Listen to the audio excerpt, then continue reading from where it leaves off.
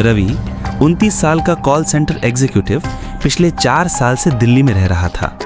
रात की ड्यूटी उसकी आदत बन चुकी थी, लेकिन सच कहें तो उसे रात के सन्नाटे से हमेशा एक अजीब सी बेचैनी होती थी। 10वीं मंजिल पर बने ऑफिस से बाहर निकलते समय खिड़की से उसने देखा शहर धुंध में लिपटा हुआ है, जैसे किसी ने सफ़ेद चादर उड़ा दी हो। नीचे सड़क पर मुश्किल से कुछ गाड़ियां और दूर दूर तक लाइट्स के धुंधले पीले गोले। उस रात करीब 1:45 बजे रवि लिफ्ट से नीचे उतरा, जैकेट की जिप ऊपर तक खींची और पैदल ही अपने फ्लैट की तरफ चल पड़ा।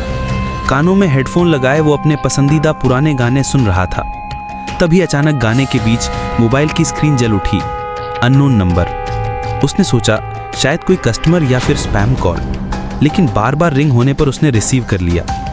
दूसरी तरफ से एक टूटी फूटी धीमी और ठंडी आवाज़ आई, रवि जल्दी घर मत जाना, वहाँ वो इंतज़ार कर रही है। उसकी रीढ़ में ठंडक दौड़ गई। उसने तुरंत पूछा, कौन है?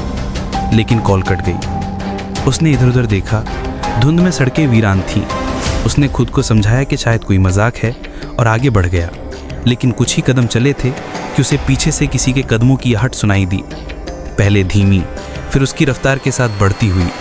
उसने पलट कर देखा, कोई नहीं। अब वह तेज चलने लगा। रास्ते में एक पुराना बंद पड़ा पार्क था, जिसमें घुसते ही माहौल और ठंडा हो गया। लोहे का गेट हवा से चर-चर कर रहा था।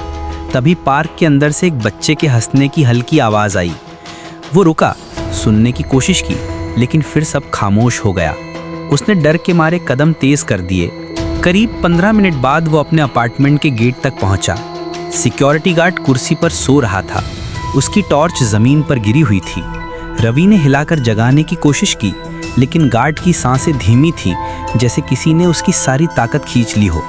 गार्ड के माथे पर ठंडा पसीना था। रवि ने कुछ पूछना चाहा, लेकिन वो बस होंठ हिलाकर बुदबुदाया, मत जाओ ऊपर।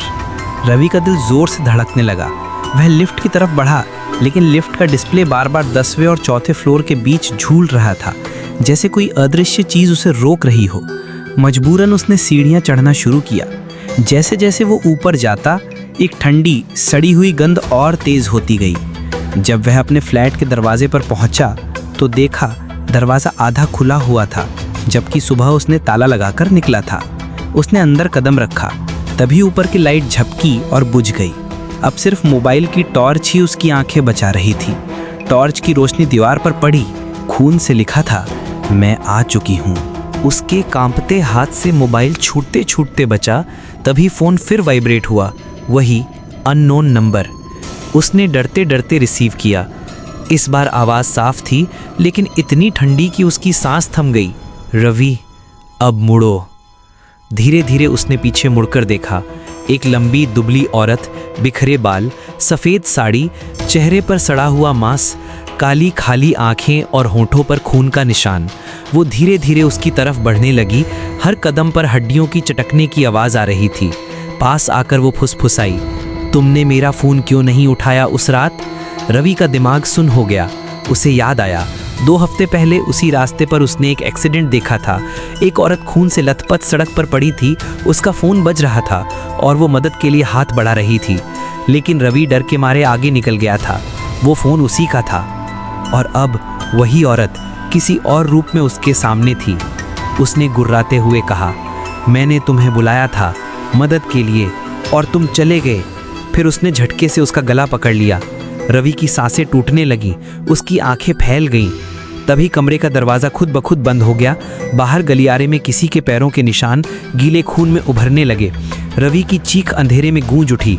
मोबाइल ज़मीन पर गिरा और कॉल कटने की बीप बीप आवाज़ आखिरी बार सुनाई दी। अगली सुबह पुलिस आई तो घर खाली था। कमरे की दीवार पर ताज़ा खून से लिखा था, अब तुम अगला हो। और कमरे के कोने में पड़ा फ़ोन लगातार बज रहा था।